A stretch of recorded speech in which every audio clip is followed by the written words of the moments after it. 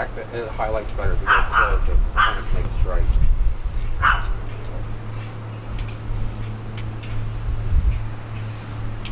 you so much.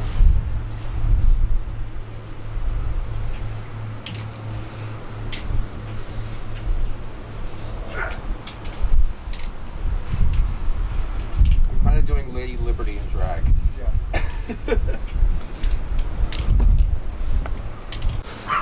Ooh. Well, today is my 15th invasion, and I've had some of the most joyous, exciting times of my life doing the invasion. It's one of my favorite events of the entire year.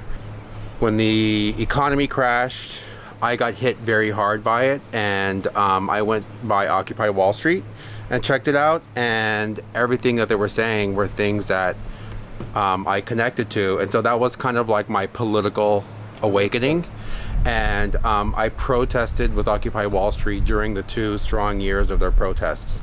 So I got really turned on to activism and protesting different activist groups, ACT UP and stuff like that. Now this invasion, I'm kind of sad. Like I'm carrying a political activism sign because I'm little heartbroken over the fact that the majority of the commercial businesses in the Pines have been purchased by somebody who is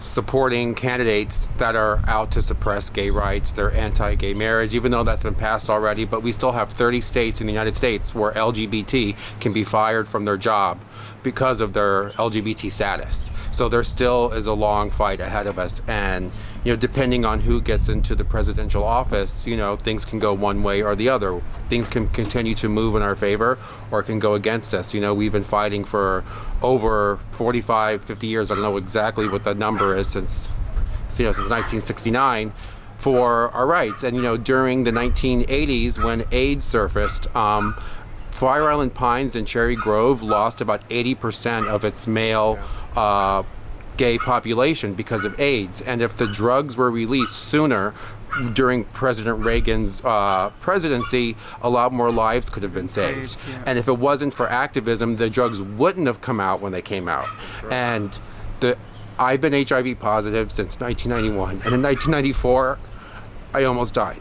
If those drugs would have come out, been released 6 months later, I would not be alive. Yeah. So this is, I'm very passionate about, fighting for our cause.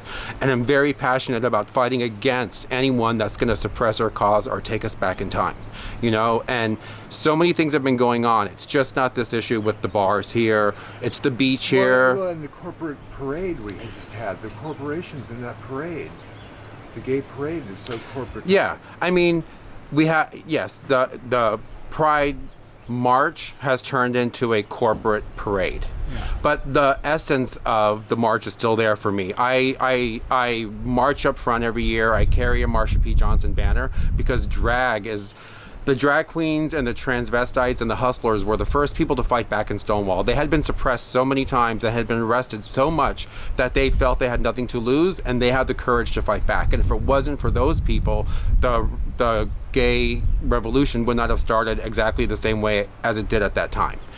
So I think it's important to remember all the people that lost their lives fighting before us, and keep that in mind, because I think so many of the young people were not even alive and aware of during the AIDS crisis, during the Stonewall riot. So they have no memory of that history, and unfortunately not enough of that is being shared with them, or they're not that interested, So by doing this political activism today on my part, I'm hoping to maybe flicker a flame in somebody's mind that hasn't been open to that before.